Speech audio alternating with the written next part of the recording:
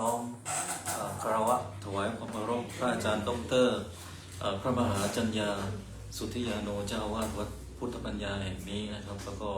กราบน้อมถวายความเคารพพระอาจารย์ดรพระมหานรินทร์โทแล้วก็ขอแสดงความนับถือมายังท่านธีรปัญโยแล้วก็ท่าน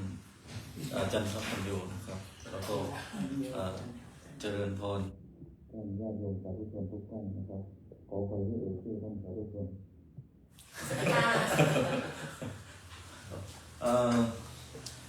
ก็ยังหวั่นไหวว่าจะทำยังไงเพราะเลย19 ข้อนะครับคือมงคล38ประการอย่างที่ทราบก็คือมี38 ข้อนะครับก็แบ่งกันลูกละครึ่งนะครับก็ผ่านไปแล้ว19เลย19ครับทีนี้ก่อนที่จะลงรายละเอียด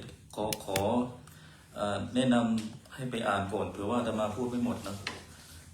เรื่องของมงคลสูตรเนี่ยถ้าในพระไตรปิฎกนะครับอาจารย์นรินทร์ท่านก็แนะนำไว้แล้วนะครับก็คือถ้าในส่วนของพระไตรปิฎกไปที่พระไตรปิฎกเล่มที่10เล่มที่25นะครับพระสุตตันตปิฎกเล่มที่17คุตตกนิกายคุตตกปาฐะนะครับในส่วนของหนังสือครับทีนี้หนังสือที่เป็นภาษาไทยก็นึกได้อยู่ก็คืองานของท่านพระสิริมังคลาจารย์นะครับพระนักปราชญ์ชาวเชียงใหม่พระมหาเถระชาวเชียงใหม่เรื่องมังคลทีคณีนะครับแล้วก็อีกเรื่องหนึ่งก็อีกเล่มหนึ่งก็คือของท่านประเดชทัตตชีโวเนาะอาจารย์จัญญาพูดถึงอยู่แล้วก็ล่าสุดที่อาตมาเคยอ่านผ่านมาก็คือท่าน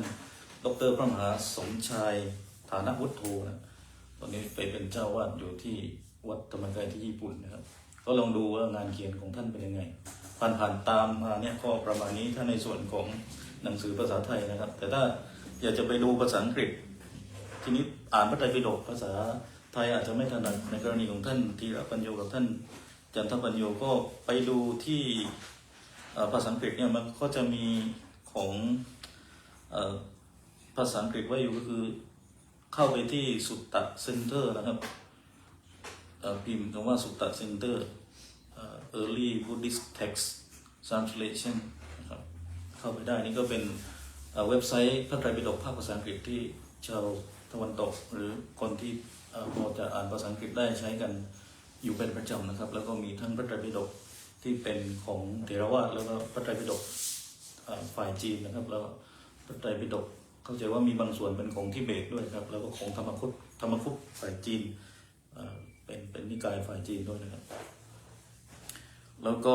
หรือจะไปดูที่ Google Scholar ก็ได้ครับGoogle Scholar ก็มีชาวญี่ปุ่นเขาเขียนไว้อยู่นะครับชื่อ The Philosophy of Water in Buddha Culture นะครับชิโชเทมุโยลำบากมากภาษาญี่ปุ่นก็เขียนไว้อยู่นะครับมีความเกี่ยวข้องกับเรื่องของมงคลสูตรนี้อยู่นะครับอันนี้ก็เป็นหนังสือที่พอ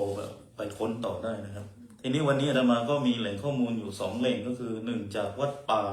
ดอยแสงธรรมยานะสัมปันโนนะครับที่จะมาพูดวันนี้แล้วก็แหล่งข้อมูลจากโยมคงยุทธจารุชัยมนตรีนะครับอ้างไว้ก่อนเพราะเดี๋ยวโดนข้อหาเรื่องลิขสิทธิ์ป้องกันตัวไว้ก่อน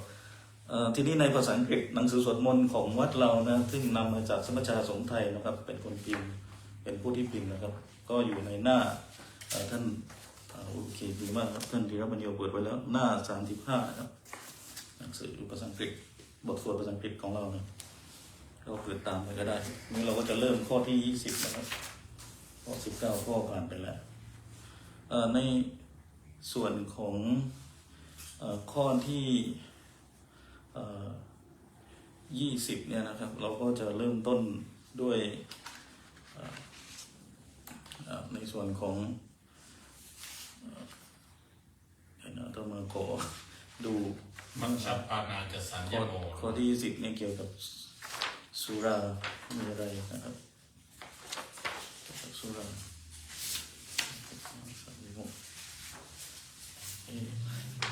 ปรากฏว่าเนื้อหาหายไปหนึ่งเดี๋ยวระหว่างดูเนื้อหาขอพูดนอกเรื่องไปก่อนเดี๋ยวเจอแน่นอนครับเดี๋ยวนี้แหละมันสลับไปสลับมานิดนึงก็เป็นเรื่องนี่เป็นครั้งแรกที่จะมาได้พูดเรื่องมงคลสูตรนะครับ แล้วก็เป็นครั้งแรกที่ได้พูดต่อหน้าพระภิกษุที่บวชใหม่นะครับท่านธีรปัญโยก็เป็นพระที่มีพื้นฐานมาจากเป็นจิตแพทย์นะครับพอพูดถึงทันตแพทย์ขอไปซึ่งอายุประมาณขอไปพูดถึง ทำงานคนบ้านะ เป็นด้านจิตวิทยาก็ได้ทันตแพทย์เนี่ยทำให้นึกถึงทันตแพทย์ท่านหนึ่งในเมืองไทยซึ่งเก่งมากนะครับเก่งเรื่องธรรมะมากแล้วเขียนกันคนติดกันวังเมียนนะครับคือทันตแพทย์สมสุจิรานะครับท่านเขียนหนังสือเรื่องไฮสไตล์พบพระพุทธเจ้าเห็นเขียนลงไปอาจจะคุ้นๆนะครับแล้วก็อีกท่านหนึ่งที่ไม่ใช่เป็นทันตแพทย์นะครับก็คือคุณหมอประเวศวสีเนี่ยนะครับอันนี้ก็หลายท่านก็รู้จักนะครับซึ่งคนที่มีความรู้ทางวิทยาศาสตร์ทางแพทย์นี่ก็จะมีข้อได้เปรียบหลายอย่างมีความเจออะไรบางอย่างอยู่นะทีนี้ในส่วนของท่านจันทปัญโยก็มีพื้นฐานท่านธีรปัญโยเนี่ยอายุ30แล้วนะปีนี้เป็นวัยรุ่นเดียวกับนายกรัฐมนตรีของเรานะน่าจะเจนเดียวกันนะครับเจนวายนะครับ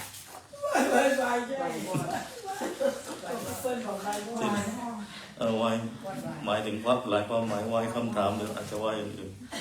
ทีนี้ท่านจันทปัญโยก็อายุ20น้องปีนี้ครับปริญญาตรีปี2น้องปี2นะครับแห่งเมาส์เซกคอลเลยมีพื้นฐานเรื่องแอนิเมชันนะครับเรื่องการ์ตูนก็เห็นอาจารย์พูดถึงให้ไปดูเรื่องการ์ตูนอะไรนะครับการ์ตูนที่เกี่ยวกับชาดกนะครับโอเคนี่ข้อ24แล้วก็22 23เจอแล้วข้อ23เดี๋ยวข้อ20เนี่ยกำลังหาอยู่นะครับก็เนื้อหามันเยอะพอสมควรแต่ว่าเดี๋ยวอาตมาก็จะพยายามพูดไปโอเคเจอแล้วนะขอไปด้วยนะครับมันข้อ20นะครับก็คือพูดถึงเรื่องการสำรวมจากการดื่มน้ำเมานะครับเคยคุยกับสตีฟเล่นๆท่านอาจารย์ดร.จันยาก็เคยพูดกับสตีฟหลายท่านก็รู้จักเนาะที่มาที่นี่เราก็สงสัยว่าทำไมศาสนาพุทธเนี่ยจึงมีการเข้มงวดเรื่องการดื่มเหล้าดื่มไวน์ดื่มสุราเมรัยทั้งหลายเนี่ยคือห้ามดื่มน้ำเมาเนี่ยมันรวมถึงไวน์เหล้าเครื่องหมักดองทุกอย่างที่ทำให้เราเนี่ย lost consciousness นะครับทีนี้ในฝ่ายคริสตศาสนานี่ก็คงไม่ได้ห้ามขนาดนี้สตีฟก็พูดไปเลยถึงแบบว่าโอ้นั่นแหละตัวต้นกำเนิดเลยว่าอันนี้ไม่เกี่ยวนะอาตมาไม่ได้พูดสตีฟพูดอาตมารอดไปแล้วนะครับทีนี้ในมงคลสูตรเนี่ยนะครับก็ห้ามแล้วให้ระมัดระวังที่จะไปเกี่ยวข้องพวกนี้แต่อันนี้เรารู้อยู่แล้วเพราะว่าอยู่ในศีลข้อที่เท่าไหร่ครับศีล 5ข้อที่5นะครับสุราเมรยะไม่ใช่สุรากินเป็นระยะไม่ใช่นะครับห้ามเด็ดขาดเคยไปคุยกับโยมที่บ้านอาตมาเนี่ยนะไม่รู้ขายบ้านตัวเองหรือเปล่าเถียงกันข้อนี้ฮะเขาบอกว่าสุรากินได้กินได้ยังไงเขาบอกว่ากินปานกลางนะครับสุราเมรยะปฏิปทาไปออกปฏิปทาได้ยังไงวะมัชฌิมาปฏิปทาไปอย่างนู้นท่องศีลข้อ5ผิดครับเขาบอกกินได้แต่อย่ากินเยอะไปออกนู่นนะครับคือข้อนี้ห้ามมากเลยสำหรับศาสนาพุทธอย่างที่เราทราบแล้วก็มันนำมาซึ่งปัญหามากมายนะครับเช่นทะเลาะวิวาทเสียชื่อเสียงเรามีดารานักร้องคนดีมากมายนะที่เขาเป็นคนดีแต่พอดื่มเหล้าดื่มน้ำเมาเข้าไปเนี่ยเปลี่ยนนิสัยน้ำเมาเนี่ยมันเปลี่ยนนิสัยคนนะครับก็อันนี้ก็ห้ามนะครับแล้วก็ต่อมานะครับไปไวๆข้อที่21นะครับไม่ประมาทในธรรมทั้งหลายนะครับไม่ประมาทในธรรมทั้งหลายเนี่ยเป็นยังไงก็คือไม่ทำเหตุดีแต่จะเอาผลดีนะครับคือคนที่ประมาทเนี่ยมีลักษณะอย่างนี้ก็คือไม่ทำเหตุดีแต่จะเอาผลดี ทำตัวไม่ดีแต่จะเอาผลดีอย่างนี้เป็นต้นแล้วก็สิ่งที่แล้วก็อันที่สามก็คือทำตัวย่อหย่อนแต่จะเอาผลมาก อันนี้เป็นลักษณะของบุคคลที่ประมาทในธรรมในความหมายนี้นะครับทีนี้สิ่งที่ไม่ควรประมาทก็เยอะแยะนะครับไม่ประมาทในเวลาในอเมริกานี่เขาพูดกันว่าเวลาก็คืออะไรครับเวลาคือเงินใช่ไหมครับเวลาคือสิ่งที่มีค่าที่สุดแล้วก็ไม่ประมาทในวัยอันนี้ก็เหมือนกันนะครับเด็กวัยรุ่นเขาบอกเฮ้ยผมแข็งแรงกว่าลุงกว่าป้านะครับเหมือนที่อาจารย์นรินทร์ท่านเขาบอกว่านวดฝ่าไฟแดงไปเจอตำรวจชาติหน้าเลยครับไปก่อนลุงป้าย่าใหญ่นะครับนี่ประมาทแล้วไปทันทีเลยครับไม่ความประมาทเนี่ยมันไม่ได้บอกว่าอายุน้อยกว่าจะตายช้ากว่านะครับมันยืนยันไม่ได้นี่ก็เห็นมากับตัวเองแล้วเหมือนกันนะครับไม่ประมาทในความไม่มีโรคนะครับอันนี้เราก็เห็นตัวอย่างมากมายนะคนที่ว่าแข็งแรงอยู่ๆก็ไปปุ๊บปั๊บแล้วก็ไม่ประมาทในการใช้ชีวิตนะครับไม่ประมาทในการงานนะครับอันนี้อาจารย์ท่านก็พูดไปแล้วนะครับอันนี้คือมาขยายเพิ่มในส่วนของตรงนี้ครับทีนี้ต่อมานะครับก็คือการสนทนาทำตามกันมาข้อที่30นะครับคือการสนทนาทำตามการเนี่ยก็คือการที่จะช่วยเราได้ขยายขอบเขตหรือขอบข่ายทางความรู้ให้มากขึ้นขยายโลกทัศน์ให้มากขึ้นนะครับเพราะว่าธรรมเนี่ยมันรวมในหลายมิตินะครับก่อนที่ทีนี้ในเนื้อหาตรงนี้เขาบอกว่าก่อนที่จะสนทนาธรรมเนี่ยควรที่จะพิจารณาแล้วก็คำนึงสิ่งต่อไปนี้ก็คือหนึ่งต้องรู้เรื่องที่จะพูดดีต้องพูดจริงมีประโยชน์ต้องเป็นคำพูดที่ไพเราะนะครับบางครั้งเนี่ยเราเวลานักวิชาการบางทีเขาไม่ได้เรียนรู้พุทธศาสนากันเวลาเขาพูดกันนะบางครั้งพูดกันด้วยคือมีความรู้แต่ว่าอารมณ์มันขึ้นนึกออกไหมฮะนักวิชาการเวลาตกกันเนี่ยแล้วพอมีความรู้แล้วพออารมณ์มันขึ้นแล้วยิ่งมีอคติเข้าไปอีกจากนักวิชาการที่ได้การยอมรับจากสังคมเนี่ยกลายเป็นนักวิชาการแบบดูแบบไบแอดไปเลยเป็นอคติไปเลยนะครับเราดูได้ในช่วงความขัดแย้งทางการเมืองนะครับเราดูได้เลยเพราะฉะนั้นการที่จะต้องพูดด้วยคำที่ไพเราะเลยหายไปนะครับคือในท้ายที่สุดเนี่ยผู้พูดเราต้องการที่จะพูดให้คนที่ฟังเข้าใจลึกๆแล้วนะแต่เพียงแต่ว่าเราอาจจะไม่ได้มีการคิดเรื่องการพูดได้ไพเราะทำให้ผู้ฟังผู้รับสารเนี่ยไม่ฟังนะกลายเป็นมุมตรงข้ามกันเลยนะครับซึ่งอันนี้ก็เกิดขึ้นได้แม้แต่ในแวดวงนักปราชญ์นักวิชาการนะครับหรืออาจารย์เองที่สอนในมหาลัยอาตมาก็เคยเจออาจารย์ที่สอนไปไม่รู้โมโหแม่บ้านอยู่ๆเอาหนังสือปาหัวเลยนะเป็นศาสตราจารย์ดร.ดังแล้วตัวไม่เอ่ยชื่อนะเนี่ยเพราะว่าเราไม่ได้มีมิติการคือมิติภายในก็คือมิติเรื่องการพูดกันอย่างเมตตาอยู่กันอย่างเมตตาใช่ไหมครับใช้ชีวิตกันอยู่ด้วยความเมตตานะครับคือการสนทนาทำตามการในกรอบของพุทธศาสนาเนี่ยให้ความสำคัญเรื่องนี้นะครับแล้วก็พูดจาแบบถ่อมตนไม่ยกตนของท่านอย่างนี้เป็นต้นอันนี้ก็ปล่อยไวๆนะครับข้อที่30นะต่อไปข้อไปไวๆต่อไปข้อที่30 21หรือเปล่าขอไปข้อที่20เมื่อกี้สนทนาธรรมกันไปไวเกินเลยตัดตอนเลยเมื่อกี้ค้างอยู่ข้อ21ค่ะ21ใช่ไหมฮะอ่านละโมหรือเปล่า21ก็คือการไม่ประมาทในธรรมทั้งหลายอันนี้22พูดไปแล้วนะครับแล้วก็22การมีความเคารพโอเคนิดเดียวก็ได้นะครับการมีความเคารพก็คือ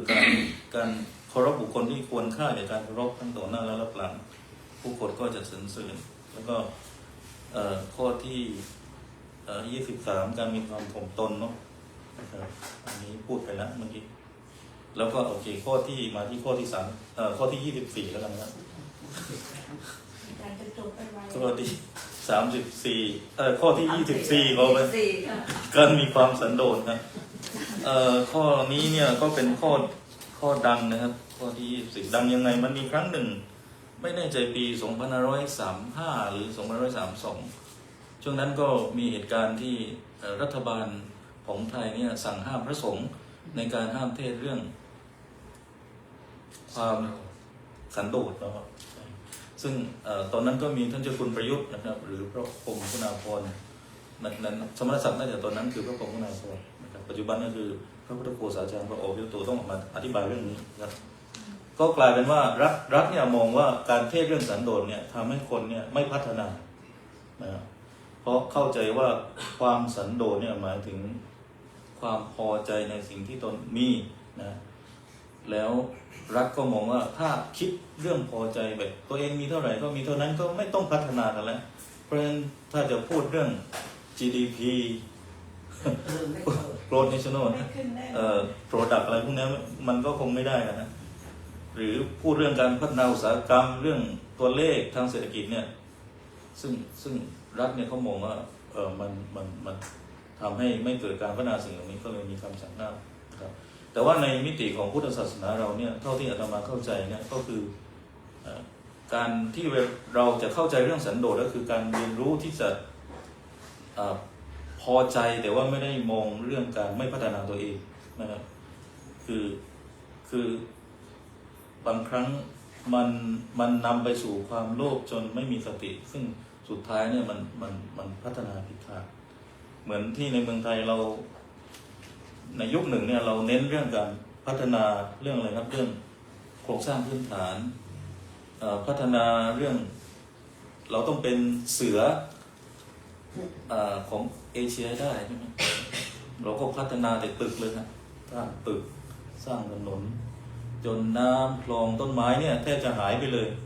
ก็กลายเป็นว่าสิ่งแวดล้อมเนี่ยไม่ได้เข้ามามีส่วนต่อคำว่าพัฒนาเลยเวลาพัฒนาในโลกเนี่ยตึกใหญ่ๆถนนใหญ่ๆนะครับคือมีแต่แมทเทอเรียลหมดเลยมีแต่วัตถุหมดเลยนะครับทำให้แต่ถ้าเรามีความสันโดษเนี่ยเราก็จะinclude หรือเอาเรื่องต้นไม้เอาเรื่องความสัมพันธ์ของคนเข้ามาของคนในครอบครัวของคนในสังคมเข้ามานะครับมองหลายๆมิติอันนี้ก็อาตมาขออนุญาตอธิบายเรื่องความสันโดษไว้ประมาณนี้นะครับต่อมาเรื่องความกตัญญูเรามีแขกเข้ามาฟังธรรมะด้วยนะครับ เขาเป็นไงคะ อาตมา หน้าตา ไม่ทราบไง รูปนั่นคนนี้ ไม่เป็นไรให้เขานั่งก่อนแล้วกันนี่ยังไงก็ว่ากันนะ Have a six หน้าตาเป็นรูปที่เขาส่งมานะถ่ายไปเลยถ่าย ถ่ายเดี๋ยวถ่ายรูป Namaste. We have the motto. So อา sorry. ยุบัว Sorry. อายุบัว Ayubowan. Okay, from Sri Lanka. yeah Ayubowan. You by yourself Ayubowan มาจากศรีลังกาโอเคเดี๋ยวก็ดูว่าศรีลังกา where are you come from ท่าน เขาถามอาตมา the Indian น่ะท่านอยู่ที่ไหนอ่ะ อาตมาอยู่อรังกาบาด กำลังจะบอก อย่างที่เรียนนะ I have been in India before. I'm not Indian. I'm Thai. But I was in India before. Yes. Okay, I will talk in Thai. Sorry, I can't talk in English right now. But if you have any question, I'm happy to answer you. ถึงข้อที่ 25 นะครับ เรื่องความกตัญญูนะครับ เรื่องความกตัญญูเนี่ย อาจารย์ณทินท่านก็พูดไปบ้างแล้วนะครับ เรื่องความกตัญญูกำลังหาคำแปลข้อที่ 25 อยู่นะครับโอเคค่อยๆหาไปคือเรื่องของความกตัญญูเนี่ยหมายถึงว่าไม่ได้หมายความว่าเขาช่วยเราแล้วเราช่วยเขาแล้วก็จบแล้วคือเขาคนนั้นไม่มีบุญคุณแล้วอย่างนี้เป็นต้นทีนี้ในพุทธศาสนาเราโดยเฉพาะวัฒนธรรมไทยเราวัฒนธรรมจีนดั้งเดิมก่อนการปฏิวัติวัฒนธรรมเนี่ยเรื่องกตัญญู เนี่ยเป็นเรื่องสำคัญมากขนาดในสุภาษิตจีนก็มีคำพูดว่าอะไรนะครับแค้นอะไรนะแค่นี้ต้องชำระ แค้นนี้ต้องชำระกตัญญูต้องตอบแทนอะไรประมาณนี้ ต้องทดแทน ไอ้บุญคุณต้องทดแทนแค้นต้องชำระแต่ข้อหลังเราไม่เอานะคือในประเทศ 10 ปีก็ยังไม่สาย ใช่ คือจริงๆแค้นต้องชำระก็ถูกแล้วคือชำระความแค้นออกไป ไม่ใช่ว่าไปผิดไปฆ่าเขา อ๋อพูดยังไม่ทันจบขอบคุณอาจารย์ที่มาช่วยในยามวิกฤต ไม่ใช่ ในตะวันตกเราก็ไม่รู้ว่าเขาเน้นแค่ไหนอันนี้ไม่ทราบนะแต่ว่ามีคำฝรั่งอยู่อย่างเช่นคำว่า gratitude แล้วก็มีอะไรอีกนะครับคำอื่น แต่ว่ามันไม่แน่ใจว่าในความหมายของศัพท์และคุณค่าของศัพท์เนี่ยมันจะดีฟเท่ากับว่ากตัญญูต้องรู้บุญคุณต้องตอบแทนหรือเปล่าในทางไทยในทางจีนนะครับประเทศอื่นอาจจะมาไม่รู้ก็ได้ยินมาแค่2 ประเทศเนี้ย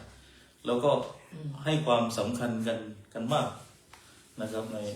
ในจีนในไทยโดยเฉพาะในไทยประเพณีพุทธศาสนาเนี่ยแล้วก็ต่อให้เราตอบแทนเขาแล้วดูเหมือนจะหมดแล้ว เราก็ยังต้องจำไว้เสมอว่าคนคนนี้มีบุญคุณต่อเรานะครับพี่มีวันนี้เพราะพี่ให้อะไรเงี้ยให้คุณเลย ยังอยู่เราก็รวมการเมืองนะ แต่ว่าในระบบการเมืองเนี่ยมันต้องใช้ merit system นะครับก็คือใช้ระบบคุณธรรมเขาเรียกระบบคุณธรรมไม่ใช่ praetonage system ไม่ใช่ระบบอุปธรรมนะครับ ทำใจแยกทาง ตัวนี้มาข้อที่26ข้อที่26การฟังธรรมตามการนะครับในภาษาบาลีนี่ก็คุ้นๆนะครับกาเลนะธรรมสวรรค์คือการฟังธรรมะการทบทวนหลักธรรมะการนำมาใช้ในชีวิตประจำวันนะครับข้อที่26อาตมาเรียงไว้เรียบร้อยแล้วนะแต่ว่ามันพออยู่ๆเนี่ยมันหายไปโดยปริยายเลยนะครับค้างไว้ที่ข้อที่26นะข้อที่26ขออนุญาตสักครู่แป๊บนึง ขันตีใช่ไหม ข้อที่6กาเลยนะธรรมสวรรค์ เอตมังไม่ต้องมาขันตีจะช่วยขันตีแต่ว่าน่าจะเป็นข้อขันติเราทำไปข้อที่20ข้อถัดไปจะเป็นข้อที่27นะครับก็คือพูดเรื่องขันติ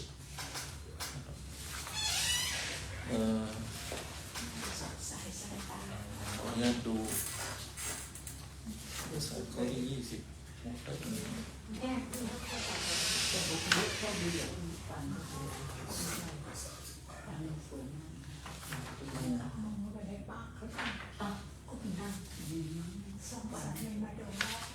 ข้ออะไรนะท่านก่อน ข้อที่26ครับคืออาตมามีเอกสารไว้แล้วนะแต่ว่าการฟังธรรมตาม ดึงถอยไปมันเป็นเอกสาร การฟังธรรม คำอธิบาย ตามโอกาสตามขบวน การฟังธรรมตามการ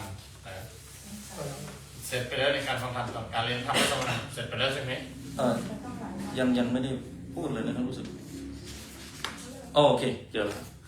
หายตั้งนานอยู่ข้างหน้านี่ โอเคการฟังธรรมตามการเนี่ยก็อย่างเช่น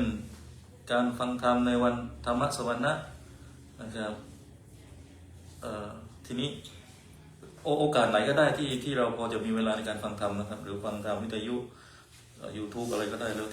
แต่ว่าสิ่งสำคัญคือคุณสมบัติของผู้ฟังธรรมที่ต้องมีเนี่ย1ก็คือการไม่ดูแคลนในหัวข้อธรรมว่าง่ายเกินไป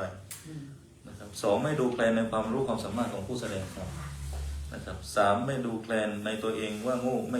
ไม่สามารถเข้าใจได้การรู้สึกว่าตัวเองโง่กว่าหรือการรู้สึกว่าตัวเองเก่งกว่าเนี่ยมันเป็นมานะนะครับเป็นมานะอย่างหนึ่งเป็นหลักธรรมเรื่องมานะแล้วก็การฟังธรรมการตั้งใจฟังธรรมแล้วก็นำไปพิจารณาแล้วก็เอาธรรมนั้นๆเนี่ยไปปฏิบัติให้เกิดนะครับอันนี้ในส่วนของ การฟังตามการต่อมาข้อที่27ก็คือมีความอดทนนะครับ ความอดทนสอนให้ทุกคนเป็นคนดีอดทนถึงที่เป็นคนดีทุกคนนะครับพอดีจำได้ มองหน้าโยมพอดีจำได้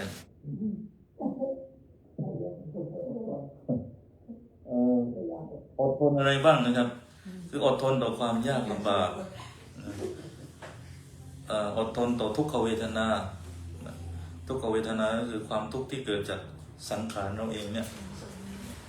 อันนี้เราเจอกันทุกเช้าแล้วตื่นมาต้องเข้าห้องน้ำหรือ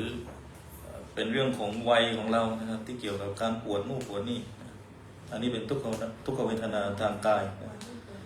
ทีนี้มาเรื่องของความอดทนต่อความเจ็บใจคือการที่คนอื่นทำให้เราผิดหวังหรือพูดให้เจ็บใจนะเจ็บช้ำน้ำใจอย่างนี้เป็นต้นต่อมาวิธีที่จะทำให้เราเนี่ยทำยังไงให้เราเนี่ยมีความอดทนนะครับในหนังสือเรื่องนี้ก็เสนอให้ว่าให้มีฮิริและโอตตัปปะฮิริคือความละอายแก่ใจโอตตัปปะคือความเกรงกลัวหลวงพ่อพุทธทาสท่านแปลก็อีกว่าเป็นให้เป็นผู้ที่มีความสะดุ้งกลัวต่อบาปกรรมท่านแปลลึกไว้ให้สะดุ้งเลยเวลาเห็นสิ่งที่ผิดเนี่ยคอร์รัปชันอย่างนี้นะสมมติเป็นต้นนะให้สะดุ้งเลยโอ้อย่าทำเลยนะตายแล้วทำให้ประเทศชาติเสียหาย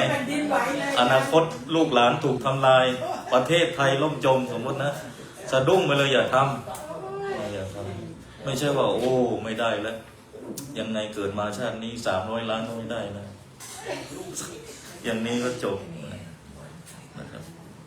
เรื่อง public mind นะครับถ้าคิดอะไรไม่ออกก็คิดเรื่อง public mind มีศึกษาเธอนะเยอะๆหรือถ้าเป็นนักการเมืองก็นักการเมืองในรัฐศาสตร์เขาก็สอนประจำนะนักการเมืองเขาก็รู้ดีนะคือเรื่องการคำนึงถึงผลประโยชน์ของประเทศชาติเป็นที่ตั้ง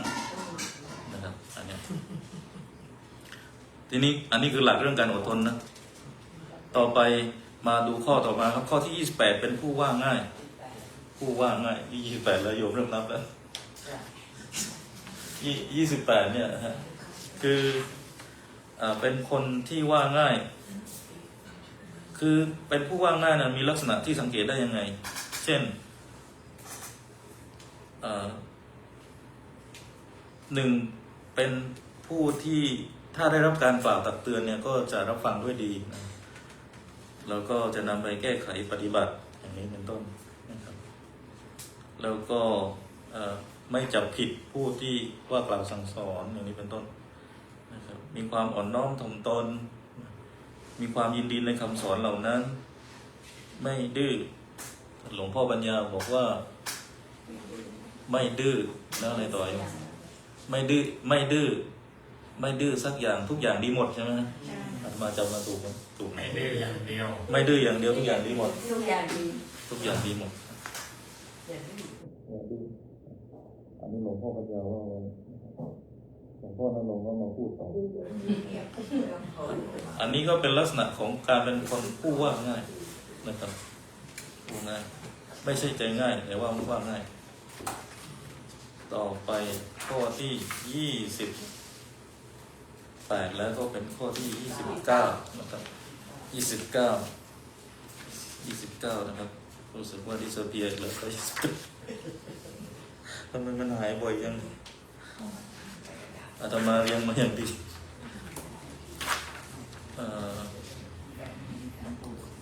ขอไปจริงๆข้อที่29หายไปแล้วขั้นตีจะสูงสุดนะสัมมนานันจะทัศนังข้อที่29การพูดในคำติกับผู้ว่าง่ายใช่ไหมว่าง่ายเสร็จแล้วก็สัมมนานันจะทัศนังเห็นสมณะการเห็นสมณะเป็นมงคลนะครับพูดไปก่อนแล้วกันควรจะเจอคือข้อนี้เนี่ยการเห็นสมณะเป็นมงคลเนี่ยในภาษาบาลีมันมีคำอยู่คำหนึ่งก็คือสมนานันจะทัศนังนะครับการเห็นสมณะเป็นมงคลนะครับแต่ว่าทุกวันนี้ข่าวพระสงฆ์เนี่ยก็มีมากนะจนทำให้โยมนี่เริ่มจะกังวลเหมือนกันว่าจ เห็นหลวงตาที่สุรินทร์เนี่ยจะเป็นมงคลหรือเปล่า ปัจจุบันเนี่ย ระวังโดนเผานะโยมสุดจริงๆหลวงตาท่านก็เจอกันอยู่นะฮะที่วัดท่านพระครูปิยะที่วัดที่จอร์เจียวัดพระมหาชนกปีที่แล้วนะฮะ เราต้องแยกเป็นเป็นว่าใครดีใครไม่ดี หลวงตาท่านจริงๆท่านเป็นพระที่ไปเทศน์ เป็น ตลกสนุกนะทำให้เรารู้สึกว่าตอนนั้นท่านก็ยังเป็นสมณานันจะทัศนังอยู่ครับเห็นท่านยังเป็นมงคลอยู่ ใจที่ถูกกดดัน แต่ว่าไม่ทราบยังไง ตั้งแต่วัดท่านโดนเผาแล้วก็ท่านได้เลื่อนสำนักศักดิ์ในฝ่ายกัมพูชา ท่านก็ดูจะไม่ค่อยจะดีใจกับเมืองไทยเท่าไหร่นะครับยังแนะนำให้คนฝั่งนู้นมาทำร้ายจังหวัดสุรินทร์ใช่ไหมครับโยมนึกออกไหมว่าบุรีรัมย์หลวงตาท่านหนึ่งนะครับที่เป็นคนสุรินทร์ใช่ไหมครับ เป็นเรื่องเรียนไปแล้ว แล้วท่านไม่กล้ากลับไทยเพราะว่าสำนักพุทธเรียกท่านเนี่ยภาวะอย่างเนี้ยแค่พูดไปนะยังไม่ได้ไปทำร้ายร่างกายอะไรโยมนะมันจึงทำให้โยมเนี่ยรู้สึกว่าการเห็นสมณะเนี่ยเป็นมงคลหรือเปล่า ท่านไม่ได้ทำร้ายคนก็จริงนะแต่ปากท่าน อ้าว ทำร้ายคน ปากท่านทำร้ายเพราะว่าท่านใช้ ให้ แล้ว ยิงคน เป็นมงคลที่พระเจ้า น้ำ เจ้าชายสิทธัตถะเห็นสัมมณะยังคิดออกบวชเลยเราดูในพุทธประวัตินะท่านเห็นเทวทูตสี ท่านนั่นเพราะว่าเราเห็นท่านนั่งสมาธิอยู่เนี่ยถ้าเราเห็นพระแบบเนี้ยในแง่ของจิตวิทยาโยมเองก็จะรู้สึกดีใช่ไหมครับรู้สึกว่าเป็นมงคลอยากเข้าไปกราบไปไหว้ไปสนทนาทักทายนะครับอันนี้ก็เป็นเรื่องการเห็นสมณะมีมงคลโอเคสมณะเป็นมงคลนะครับ ทีนี้การเห็นสมณะเนี่ยเราเห็นแล้วทำยังไงที่ทำให้รู้สึกว่ามันคือคุณสมบัติของสมณะคุณสมบัติของพระนะครับในหนังสือของท่านอาจารย์พุทธทาสเนี่ยท่านเขียนไว้อยู่ว่าตำราดูพระนะตำรามีไม่ได้เอามาที่นี่ตอนแรกนึกว่าตำราดูพระหมายถึงไปส่งพระเครื่องไว้เนี่ยเอาถ้ามาดูชื่ออาจารย์พุทธทาสเขียนนั่นไม่ใช่แน่นอนเพราะท่านปฏิเสธสายพระเครื่องอย่างเด็ดขาดนะก็เผื่อใครสนใจว่าตำราดูพระเป็นยังไงเนี่ยอาจจะเกี่ยวข้องกับการได้เห็นสมณะทีนี้ในนี้ก็คือบอกว่าคุณสมบัติของสมณะเนี่ยเช่นต้องมีความสงบกายนะฮะแล้วก็มีการสงบวาจาสงบใจนะครับการเห็นสมณะเนี่ยมีอยู่ด้วยกันมีการเห็นอยู่ด้วยกันหนึ่งก็คือเห็นด้วยตานะครับสองเห็นด้วยใจพออยู่ด้วยแล้วรู้สึกสบายใจนะครับเห็นด้วยปัญญานะก็เห็นความรอบคอบเห็นความลุ่มลึกของท่านนี้เป็นต้นทีนี้พอเห็นแล้วต้องทำยังไงนะเห็นลักษณะแบบนี้นะครับหนึ่งต้องเข้าไปหาขอคำแนะนำที่นำจากท่านนะครับแต่ถ้าเห็นแล้วแจกซองบ่อยก็จดซองว่าป่าบ่อยก็จะขอทบทวนก่อนสองการเข้าไปช่วยเหลือนะการไปแบ่งเบาภาระของท่านแล้วก็เข้าไปรับฟังคุณธรรมจากท่านนะครับแล้วก็มันระลึกถึงท่านในแง่ของความดีของท่านเพื่อนำมาเป็นกำลังใจสำหรับเรานะครับสำหรับญาติโยมอันนี้ก็เป็นเรื่องของข้อที่29การได้เห็นสมณะเป็นมงคลนะครับต่อมาข้อที่30แล้วนะครับมีอยู่อีก8ข้อโยมนะก็สนทนาทำตามการข้อ30นะครับคือการสนทนาทำตามการหมายถึงการได้สนทนาเรื่องธรรมอันนี้อาตมาพูดไปแล้วจริงๆพูดผิดนะเนี่ยเมื่อกี้ขอไปพูดย้ำอีกนะครับเพราะว่าพูดผิดข้อไปนะครับหนึ่งก็คือต้องรู้เรื่องที่จะพูดดีรู้เรื่องจริงมีประโยชน์ต้องมีคำพูดที่ไพเราะต้องพูดด้วยความเมตตานะครับไม่พูดจะยกตนของท่านอันนี้เป็นท่าทีในการที่เราจะคุยกันนะครับท่าทีหรือภาษาแบบสวยๆก็คือ คือครั้งหนึ่งที่อาตมาไปเรียนที่มหิดลเนี่ยเขามีการสอนเรื่องการสื่อสารอย่างสันตินะครับบางครั้งเวลาที่เราดูข่าวการเมืองหรือดูข่าวศาสนาที่กระทบกับเรื่องเราเนี่ยมันทำให้เราต่อให้เราใจดีนะแต่อารมณ์มันขึ้นบางครั้งนะการสื่อสารเลยไม่เป็นสันติอาตมาก็ต้องไปเรียนนะขณะเป็นพระยังต้องไปเรียนนะครับเพราะเราอยากรู้แต่ที่ไปเรียนเนี่ยเป็นเพราะว่าเรียนเพื่อที่จะพูดกับอีกศาสนาอื่นไม่ใช่ศาสนาภายในเราเองว่าจะพูดกันอย่างไงให้เขาเนี่ยไม่ได้เชื่อว่าพุทธเจ้าเกิดมาแล้วเดิน7-9อะไรอย่างเงี้ยครับหรือไม่ได้เชื่ออย่างเดียวอาจจะตั้งคำถามแบบแรงๆด้วยนะอย่างมีนักร้องท่านหนึ่งในเมืองไทยเนี่ยชื่ออะไรแล้วไม่รู้ทีนี้ถ้าเราเจอแบบนี้เราจะสื่อสารกับคนที่มีความเห็นต่างทางศาสนาแล้วมีท่าทีที่อาจจะดูแบบรุนแรงกับศาสนาเราเนี่ยเราจะพูดยังไงก็ไปเรียนเรื่องการสื่อสารในสันติก็คืออันนี้ก็จะช่วยให้เราอยู่ด้วยกันแล้วมีการคุยหรือการใช้บทสนทนาที่น่าฟังนะเข้าใจหรือการฟังด้วยใจอะไรต่างๆหรือการฟังไปอย่างไม่ตัดสินนะครับคือให้เขาพูดไปก่อนยังไม่ตัดสินว่าถูกหรือผิดให้เขาพูดไปนะครับให้เขาพูดไปเนี่ยเราจะได้ฟังเขาว่าเขาคิดยังไงตอนนี้ถ้าเราตัดสินปุ๊บจากฐานของแนวคิดทางการเมืองของเราจากคือเราตัดสินได้นะแต่ว่าเราแค่เก็บมันไว้วางมันไว้นะครับแล้วเรายังไม่ตอบโต้ไปเก็บไว้ก่อนเดี๋ยวดูว่าเขาคิดยังไงต่อนะอันนี้เป็นเรื่องกระบวนการฝึกนะครับแล้วก็เยอะครับตอนมาไปเรียนเนี่ยก็เจอทั้งต่างศาสนาเจอทั้งแนวคิดทางการเมืองที่มันต่างกันซึ่งตอนนี้เวลาเราไปเจอเวทีอยู่เนี่ยเยอะมากคนที่มีความคิดนี่แต่ว่าเ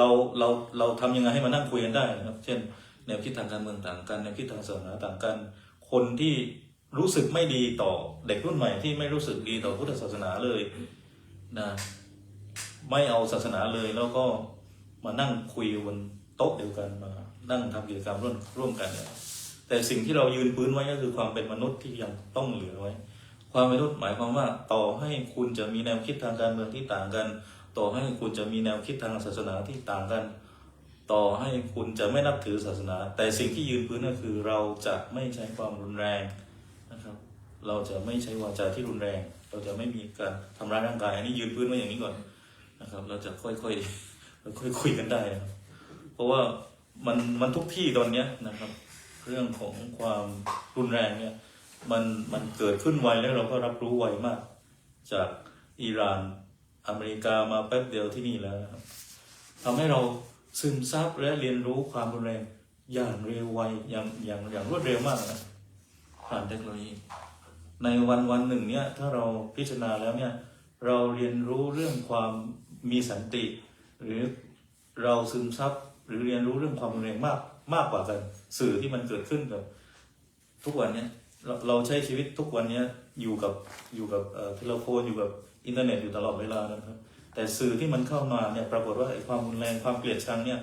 มันมีมากกว่าความสันติความสงบภายในใจนะต่อไปข้อที่31นะครับ31หายอีกแล้วข้อที่31โอเคการบำเพ็ญตบะนะครับการบำเพ็ญตบะเนี่ยคือการฝึกปฏิบัติตนให้กิเลสหมดไปสำรวมกายใจไม่ยึดติดในสัมพันธ์ภายนอกมากเกินไปโอเคทีนี้ขยายก็คือว่าการบำเพ็ญตบะหลายท่านเนี่ยไม่จำเป็นต้องเป็นนักบวชก็ได้คือเวลาเราพูดเรื่องการบำเพ็ญตบะเนี่ยไม่จำเป็นต้องเป็นนักบวชนะแล้วทำยังไงไม่ต้องเป็นนักบวชพุทธศาสนาเนี่ยเปิดช่องให้ว่าทำยังไงก็ให้มาถือศีลอุโบสถในศีลอุโบสถเนี่ยมันจะมีข้อที่พูดเรื่องพรหมจริยานะครับก็คือในวันที่คุณถือศีลเนี่ยก็เราก็จะไม่มีต่อให้เรามีคู่แต่เราก็จะไม่มีกิจกรรมทางเพศนะครับเราไม่มีความเกี่ยวข้องทางเพศในช่วงเวลาที่ถือศีลอุโบสถอย่างนี้ต้นซึ่งอันเนี้ยเป็นช่วงเวลาที่เราจะได้เรียนรู้การบำเพ็ญตบะหรือเรียนรู้การออกจากกามว่าเราเรียนรู้การออกจากกามเนี่ยมันมีความสุขอย่างไรบ้างเพราะปกติเวลาเราพูดเรื่องความสุขเนี่ยมันคือความสุขที่ต้อง อยู่ในกามตลอดนะครับรูปถูกใจลิ้นอร่อยอาหารอร่อยไฟเห็นแล้วรู้สึกถูกตาถูกใจจับสัมผัสอะไรถูกใจไปหมดเนี่ยอันนี้เป็นเรื่องลักษณะกามนะแต่วันหนึ่งเมื่อเรามาอยู่ในวัดเรามาบวชเรามาเรียนรู้เรื่องการออกจากสิ่งเหล่านี้ที่จะไม่ทำตามสิ่งเหล่านี้แล้วเราได้เรียนรู้ว่ามันก็มีมิติทางความสุขเหมือนกันนะมันคือความสุขที่ว่าไม่ต้องพะวงไม่ต้องกังวลมากนะครับต่อมานะฮะก็คือข้อที่32การประพฤติพรหมจรรย์นะครับการประพฤติพรหมจรรย์เนี่ยอันนี้เป็นเรื่องของโยมก็ได้อย่างที่บอกก็คือไม่ต้องบวชแต่ว่ามาในลักษณะถือศีลอย่างนี้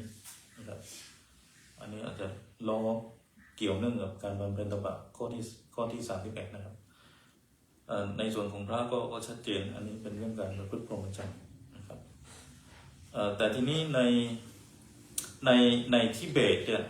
มันจะมีกลุ่มประเภทหนึ่งที่เขาเรียกว่าตัวเองเป็นนักบวชนะแต่เขาไม่คือจะมันมีกลุ่มหนึ่งที่ไม่อยู่ในวัดแล้วก็ประพฤติพรหมจรรย์ฮินดูเองก็มีกลุ่มนี้นะครับเขาเรียกพวกนักพรตกลุ่มหนึ่งนะพวกสัญญาสีพวกเนี้ยฮะสัญญาสีตปัจฉลีฤาษีมหาฤาษีมุนีนะครับมหาฤาษีคือมหาฤาษีมุนีก็คือพวกฤาษีเนี่ยนะพวกนี้ไม่ได้โกนหัวนะไม่ได้สมาทานพระปฏิโมกข์แต่ก็ประพฤติพรหมจรรย์คือไม่มีความเกี่ยวข้องกับเรื่องของการมีเพศสัมพันธ์หรือการใช้ชีวิตที่เนื่องด้วยกามนะในทิเบตก็จะมีชื่อเรียกตอนนี้ชื่อไม่ออกขอไปเดี๋ยวนึกชื่อออกค่อยๆบอกนะครับมันจะมีกลุ่มหนึ่งนะในทิเบตต่อมาข้อที่33การเห็นอริยสัจนะครับการเห็นอริยสัจสี่การเห็นอริยสัจสี่เนี่ยก็ต้องเห็นทุกข์นะครับแล้วก็ต้องเข้าใจในอริยมรรคมีองค์8นะครับอันนี้เป็นต้นต่อมาการทำให้แจ้งซึ่งพระนิพพานข้อที่34แล้วเนี่ยคือท่านอาจารย์พุทธทาสเคยพูดไว้ว่าเรื่องนิพพานไม่ใช่เป็นเรื่องของพระอย่างเดียวเรื่องนิพพานเนี่ยเป็นเรื่องของโยมด้วยซึ่งเมื่อคืนนี้เราก็ได้เรียนรู้กันแล้วว่า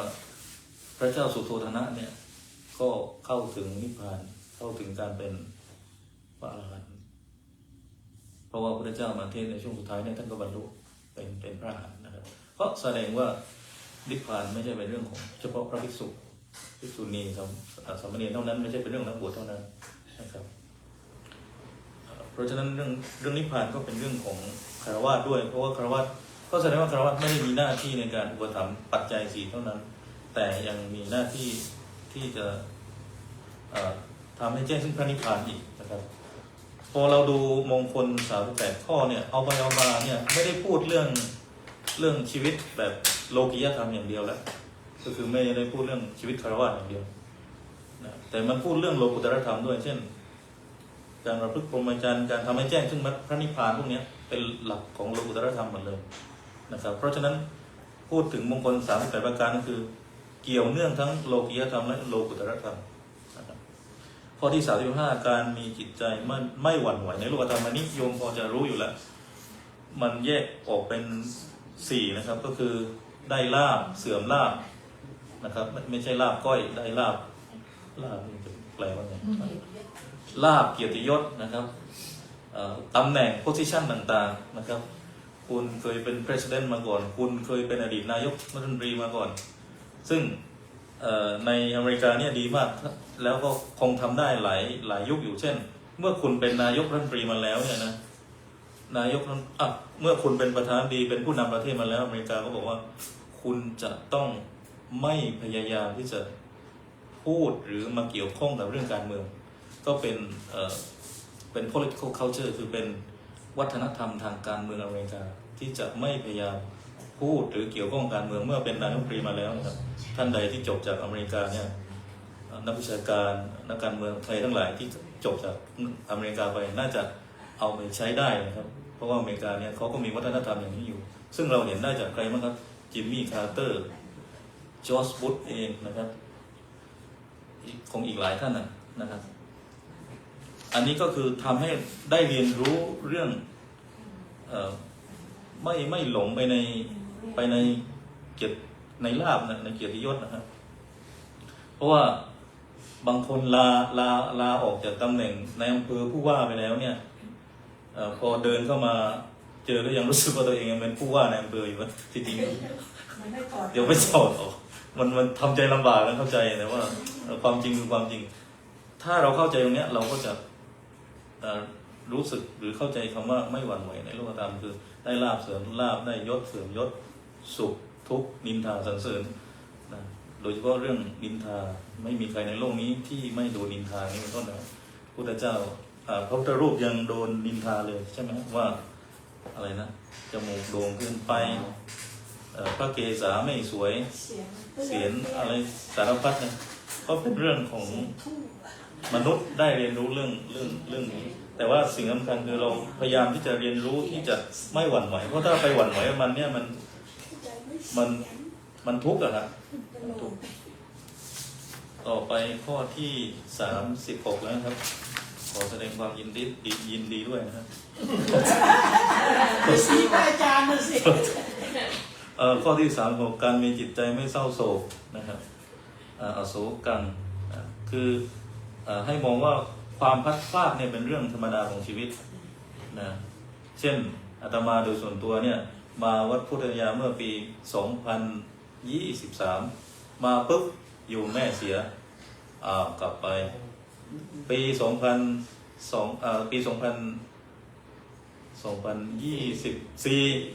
กลับมาแม่เสียกลับไปโอ้โหตามต่อมาเลยพ่อเสีย พ่อเสียแม่พ่อตามมาเลย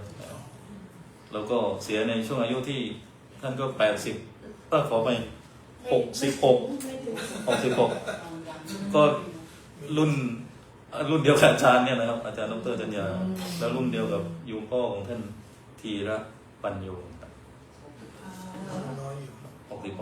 2502 ก็เป็นพระต้องเรียนรู้อาตมาไม่ได้ร้องไห้เลยนะโยมพ่อโยมแม่เสียแต่ก็ดูรู้สึกมันเหมือนมันขาดอะไรไปมันดูโลกมันเศร้านิดนึงครับแต่ไม่ถึงเศร้าหงอยไม่ถึงเศร้าหงอยแต่ไม่ถึงกับร้องเพราะอะไรเพราะว่าเราโดนฝึกในโลกของความเป็นจริงมาแล้วก็คือออกจากบ้านตั้งแต่อายุ11 ปีนะครับแล้วไปเจอโลกและครอบครัวใหม่คือมีพระเนรอยู่ด้วยกัน300 กว่าชีวิตเหนือจรดใต้เลยแล้วนั้นพ่อจะไปการอยู่บ้านนานแบบนี้ก็ทำให้เราได้ฝึกเรื่องเวลาเรากลับไปบ้านเรารู้ว่านี่คือพ่อนี่คือแม่เราแต่ว่าความคุ้นเคยมันชักจะเบาๆลงไปนะแต่ว่ามันก็เหมือนฝึกให้เราทำใจไว้อย่างดีไว้ระดับหนึ่งแล้วพอวันหนึ่งท่านเสียไปโดยที่อาจจะไม่ได้ทันตั้งใจเลยโดยเฉพาะโยมพ่อเนี่ยทำให้เราทำใจได้ระดับหนึ่งนะครับก็ทำให้เราเข้าใจแล้วก็ทำใจได้มากกว่ามากขึ้นต่อไปข้อที่37การมีจิตปราศจากกิเลสนะครับคือการมีกิเลสเนี่ยมันทำให้จิตเศร้าหมองอยู่แล้วนะครับเขาบอกว่าการมีราคะเนี่ยมันคลายช้านะให้โทษไวแต่คลายช้านะครับอันนี้เป็นต้นต่อมาข้อที่38การมีจิตเกษมการมีจิตเกษมเนี่ยข้อสุดท้ายแล้วนะการรักษาไว้ซึ่งสภาพจิตที่เป็นสุขนะครับมันมีสุภาษิตที่ว่าจิตตังทันตังสุขาว่าจิตที่ฝึกดีแล้วนำสุขมาให้นะครับไปฟังได้จากหลวงพ่อลืมอีกแล้วนะครับไม่ใช่หลวงพ่อประยุตโตนะครับเดี๋ยวอาตมาก็จะบอกภายในชาตินี้แน่นอนโยมจะขอคิดดูก่อนด้วยขอให้ทันชาตินี้พรุ่งนี้ก็ได้เลยหรือส่งข้อความไปบอกกันก็คือว่าถ้าจิตมีเกษมจิตมีเกษมเนี่ยหมายถึงว่าจิตเป็นเกษมหมายถึงว่า จิตที่ไม่ยินดีในวัตถุจิตที่ไม่มีกิเลสนะเป็นจิตแบบถ้าพูดแบบสำนวนท่านอาจารย์พุทธทาสคือจิตว่างใช่ไหมจิตว่างเป็นบุญจิตวุ่นเป็นบาปถ้าจิตแบบนี้เป็นจิตแบบเกษมได้นะครับหรือที่เรียกเป็นอีกลักษณะของนิพพานหนึ่งก็คือนิพพานแบบชั่วครู่นิพพานแบบชิมลองตทังคนิพพานไม่ใช่อนุปาทิเสสนิพพานหรือสัพปาทินิพพานคือเป็นนิพพานน้อยๆที่เวลาวันหนึ่งเรารู้สึกว่าวันเนี้ยอารมณ์ดีวันนี้นิ่งปกติเหลือเกินไม่บีซี่เท่าไหร่นะ มีสักวันไม่เห็นจี้แต่มีสักวัน ไม่บีซี่ไม่อ l ลเลอร์จีไม่อ l ลเลอร์จีนะ ปาเชลนิพพาน ถ้าแบบเนี้ยแวบๆแบบเนี้ยก็ถือว่าจิตเป็นเกษมแล้วณขณะที่จิตมีสติเนี่ยจิตมีความมั่นคงเนี่ยเรารู้สึกได้ถึงคุณภาพของอะไรของการเดินของการทำงานของการคิดมันโปร่งโล่งสบายไปหมดอ่ะนี่ขนาดแค่นิดเดียวนะแต่ถ้าเราทำได้ทั้งวันอ่ะมันจะสุดยอดขนาดไหนเป็นซุปเปอร์แมนของแท้เลยนะก็จบแล้วโยมส่วนคำถามก็เดี๋ยวค่อยว่ากันนะเห็นโยมแล้วก็ให้กำลังใจแทนเลยนะครับ2 ชั่วโมงกว่าก็หมดแล้วนะครับสำหรับมงคล38 อาการก็ขอบคุณทุกท่านที่มานั่งฟังกันนะครับแล้วก็ญาติโยมทุกท่านที่ติดตามด้วยนะครับก็ขอความสุขความเจริญความรุ่งเรืองความร่ำรวยในธรรมนะครับจงมีแก่ทุกคนทุกท่านจงสิริยั่งยืนชนสัพพะวรรณดลเนี่ยกล้าสุขยศเจริญพรเกรียงศักดิ์พุทธคุณเลิศล่าปกป้องตลอดปีขอเจริญครับ สาธุสาธุสาธุ ขอบคุณท่านอาจารย์อรุณ